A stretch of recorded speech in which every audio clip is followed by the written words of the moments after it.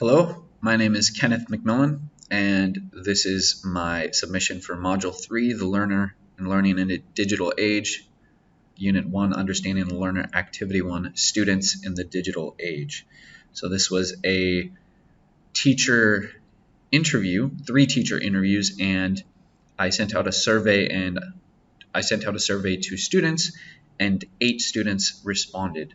So as you can see, here is my survey that I put together on SurveyMonkey. So I'll just go through this real quick, and then I'm actually gonna kind of break everything down.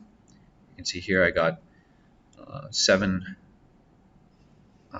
different questions, and I'm gonna explain how I came up with the questions and all of that in a Word document.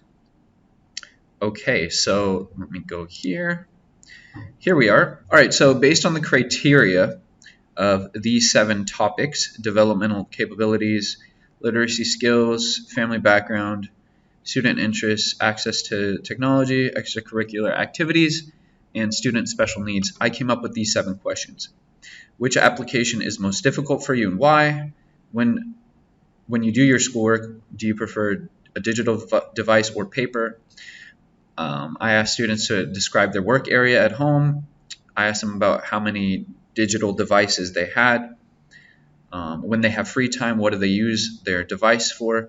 What are their hobbies when they're not using a digital device? And if they have trouble with any subjects. So let's go down here to my compilation. Okay, so number 1, which application is most difficult for you? Most students had different answers. Two students said they didn't have any difficulty. 2 students said Facebook, although not really school related. That's okay. Maybe I should have specified that. 1 student went off topic and started talking about gaming competitions. But yeah, as far as Facebook, this is something actually that we can use to think about when we talk about other apps. Interface, user experience. This is a big problem, and I'll talk about this when I get to teachers as well. When you do your schoolwork, do you prefer to use digital or paper? This was interesting. There was a split. Some students said paper or offline without a device. Others said with a device. It just depends on the context for some of them. For how many devices people have. 1 student said they have 6 laptops and a computer. That made me think. What students' access to technology? Work areas, messy. There wasn't a decisive type, and it's hard to get an idea just based on words for how people use their device when they have free time. This is a big opportunity here for schools to take advantage of, like in competition with YouTube, because students really like watching videos. Obviously with the growth of TikTok. Hobbies, when they're not using a digital device. So 1 student talked about golf. So that's something that stood out to me, because usually golf is seen as an expensive sport or game. And then the last one here, difficulty. A lot of students, almost half said math, 2 said English, 1 said Thai. When I asked about software for what software is beneficial, one of the teachers said Classcraft, which I hadn't heard of. It's a behavioral program, so you can monitor students' behavior and try to improve their behavior. It's kind of an interesting idea, but it costs money. And then here, this is why I think there's a disconnect between, and I don't know if this is an age thing with students, so maybe the younger students might feel differently. The high school students that I asked for the interview, they said that about half and half for digital and offline.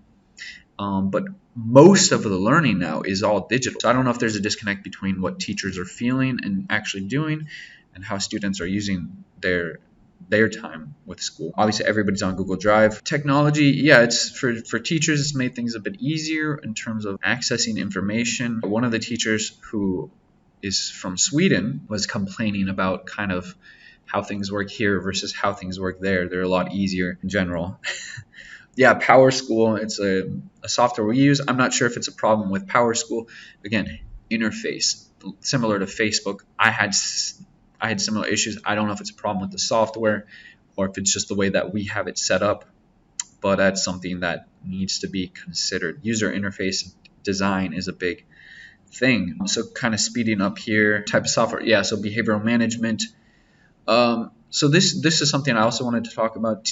Teacher sees, answer stands out. There's a big divide between teacher understanding, like tech savvy teachers and their understanding of technology, and teachers that have been using technology for a while or just understand technology. So for me, like Google Class, there was no training or anything. I just knew it intuitively because I've been using technology for so long and I'm just in that world. So there's a lot of teachers that need some additional support. And yes, a summary of everything. What stood out to me most was that most of the learning today is done digitally, but there are two main problems: a serious lack of teacher training and a gap between tech-savvy teachers and other teachers. And number two, students prefer about half of their work by hand with or without a digital device. Student preference might be based on students I surveyed being older in high school.